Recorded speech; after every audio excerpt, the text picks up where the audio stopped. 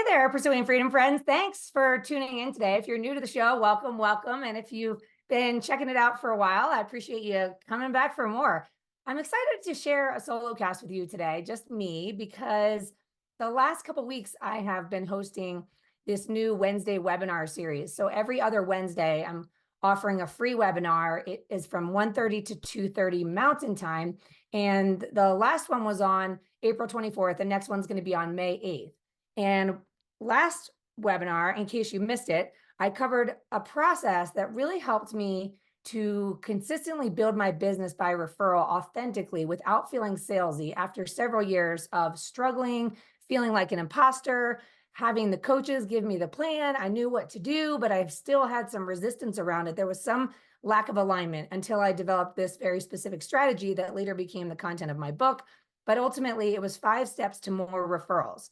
And in those 5 steps, I shared one important process of identifying your ideal client so that you can actually build what I call the business of you, a business that feels infused with authenticity, energy, joy, contribution, where you are building business with people that you care about, you're finding ways to add value to their lives, and you're essentially curating a database of people that you not only align with energetically, but also those who will appreciate you and your contribution and be eager to refer you more business. And ultimately what you're doing is you're designing the business rather than just settling for what you can get. And so I thought today I would just give you a snippet of that process within the 5 steps, and also just give you a heads up that if you don't want to miss the next Wednesday webinar on May 8th, we're going to be covering a very specific process. It's the 6 steps to simplify success, grow authentically, and live abundantly. And everything I share in these Wednesday webinars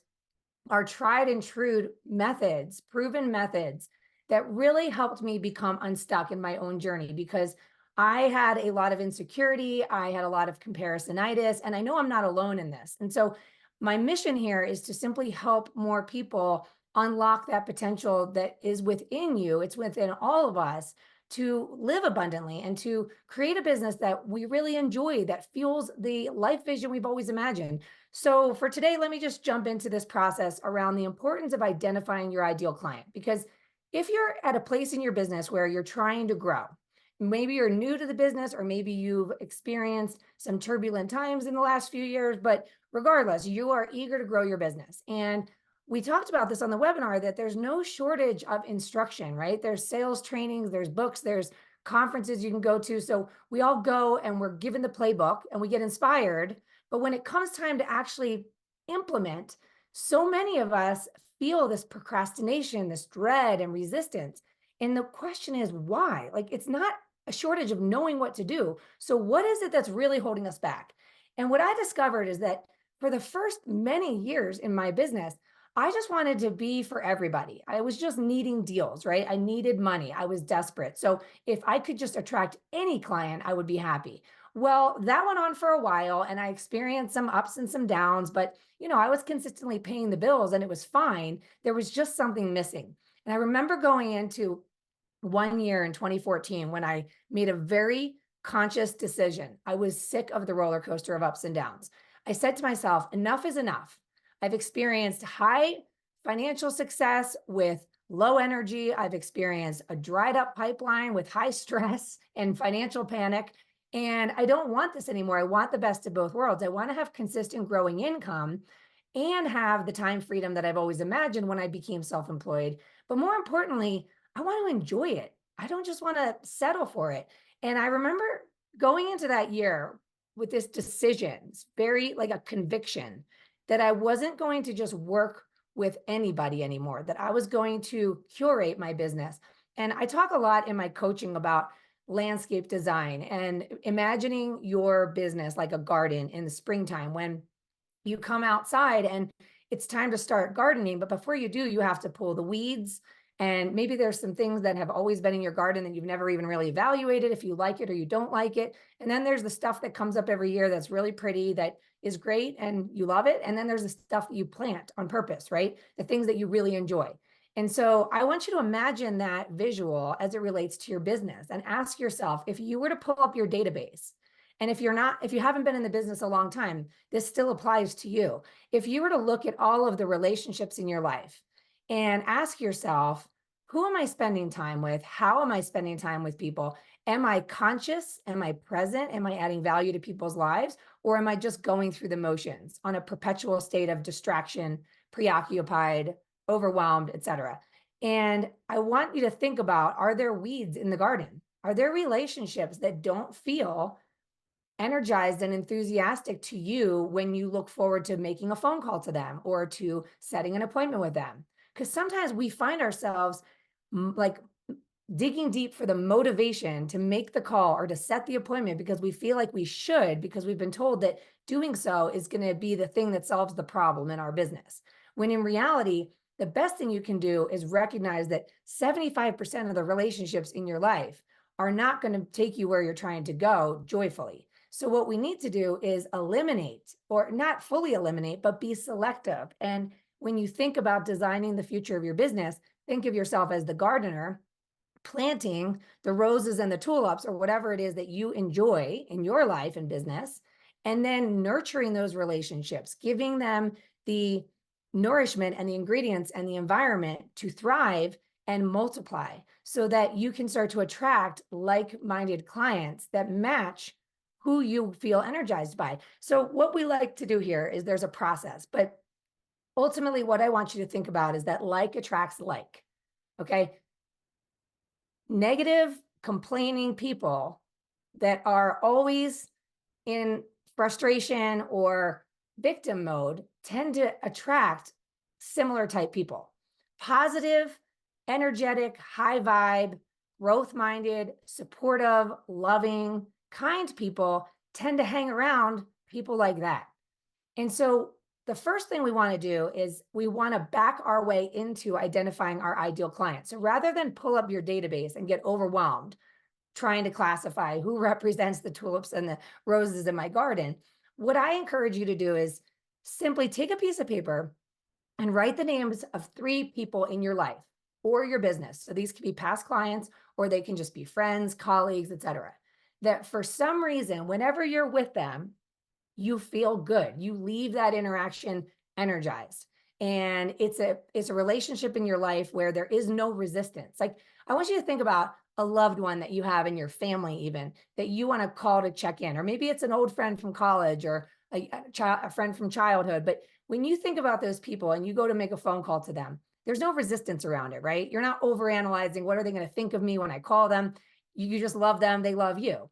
One of the best pieces of advice I got was from a coach in 2015 who taught me the 25% rule. And if you've known me for a long time, you've probably heard me share this, but it changed my life. So 25% of people will love you no matter what. And 25% of people will never love you no matter what. And the 50% in between are either fair weather friends or they simply haven't met you yet. So when I think about my 25%, these are the people that love me no matter what. There's no resistance around me reaching out to them. Okay, because I know they love me, I love them. And so I'm not feeling all that dread and procrastination that I notice well up inside me when I start looking at my database and thinking, I should call this person. I need to call this person.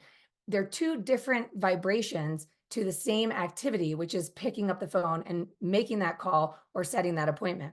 And so when you think about 3 people and you write their names down that represent people that are high vibe for you, loving, supportive, energizing, etc. Then the next thing you do is underneath each of their names, I want you to write adjectives that would describe them. How do you describe this person? So they're fun, they're funny, they're curious, they're supportive, they're good listeners, they are appreciative, they are, all these good things, right? And as you do this, what starts to happen is you awaken the subconscious part of your brain called the reticular activating system. If you haven't heard of this before, it's that subconscious, it's part of your brain that you can actually program to notice things that it might not otherwise notice. And the best example of this is the last time you thought about buying a new car. And once you identified the car that you wanted to buy, you start to notice them on the road all the time. And you probably, to this day, always notice your own car when you pass it on the road. It's not because the car wasn't there before you decided to buy it. It's simply because you hadn't programmed your subconscious brain to pay attention to seeing it. Well, the same thing happens with our business. So we can program our vision, our goals, and for sure our ideal clients by getting crystal clear on the description of this type of person. So as you start to write down the characteristics that represent your ideal person in your life, your 25%, how they make you feel energetically, you're going to start to notice more people matching that criteria popping into your brain. And this is the way that we can create a filter around the types of people we want to build our business with and around.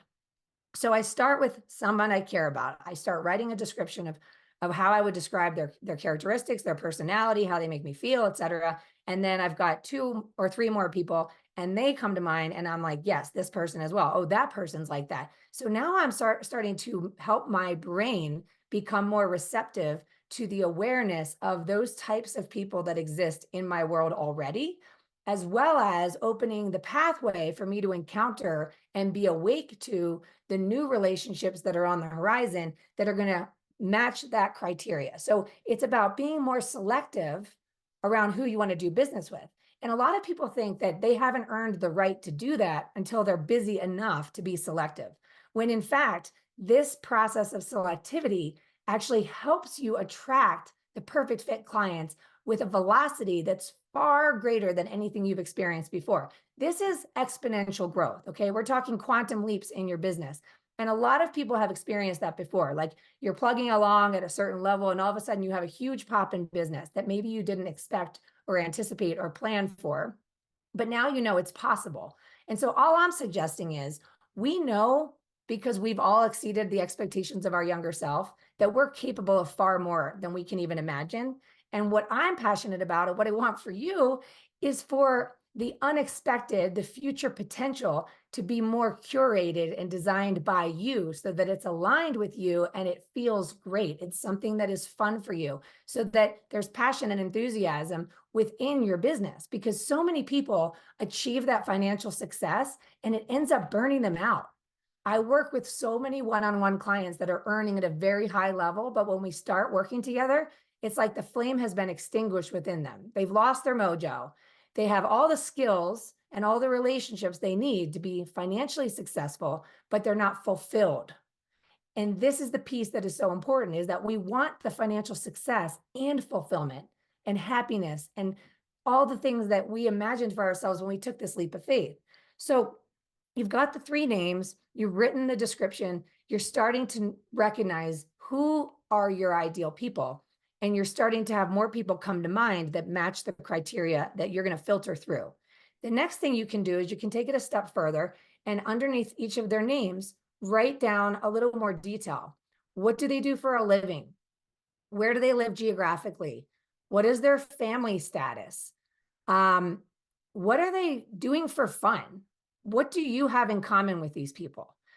Very often, the people that come to mind, there's some commonality between you. It might be something professional, like it could be a colleague that you just love having lunch with because they always inspire you and you guys have great brainstorming sessions and they're super high vibe and they're driven and motivated. And so it leaves you feeling that way too.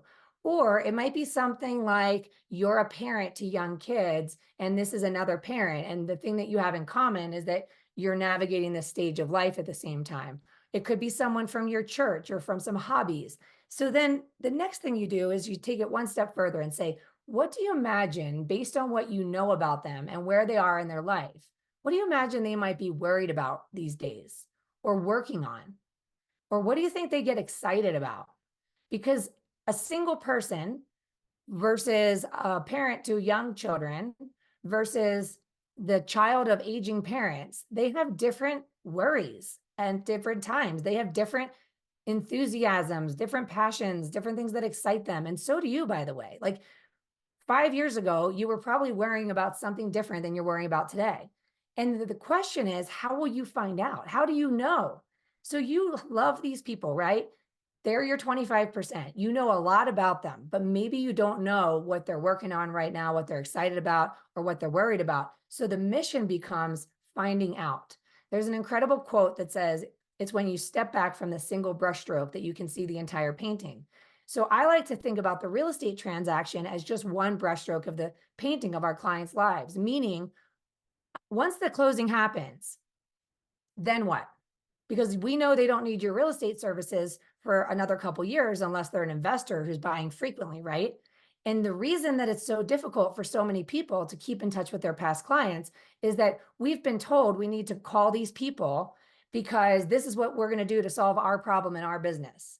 But do you know what's keeping you up at night at 3 o'clock in the morning when you wake up in the middle of the night? It's not the same thing as what's keeping them up. What's keeping them up is whatever's going on in their life. So instead of thinking I'm making a phone call because the sales trainer told me that if I call my past clients and I ask for referrals, I'm going to be successful and I'm going to fill this void, which is my pipeline being dried up. Instead, reverse engineer the purpose of your call to be curiosity. And your curiosity will squash the insecurity immediately. If you start with A, I love this person. B, they represent the kind of person that I love to spend time with. They energize me, they excite me. C, I know a lot about them.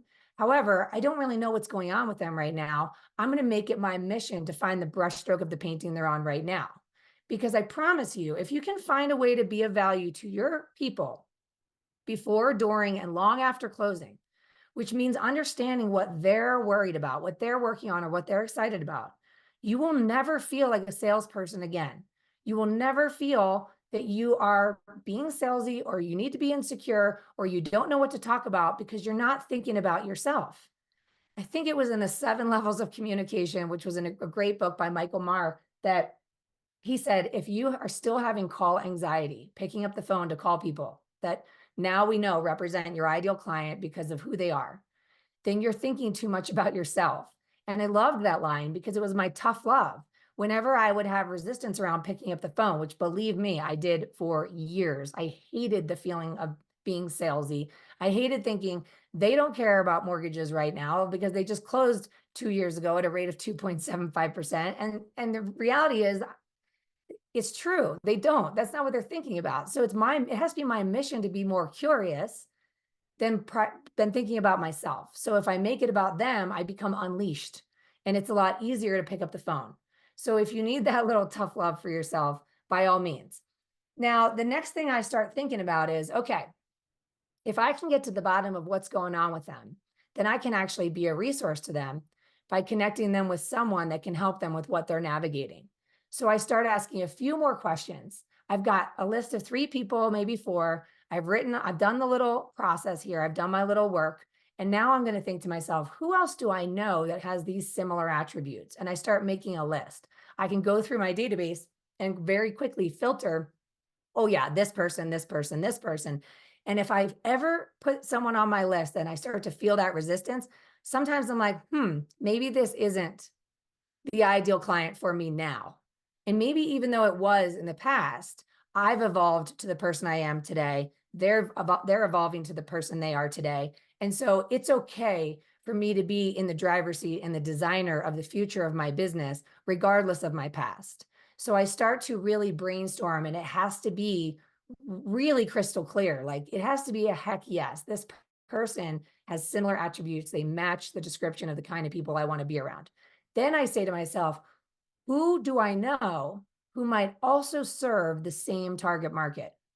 In other words, are there other business owners and service providers that would be serving this type of person? And I'm not just talking about the description of them, their adjectives. I'm talking about what they do for a living, the stage of life that they're in. Those types of details can help me awaken to who might be a good resource to them or who might also be serving them.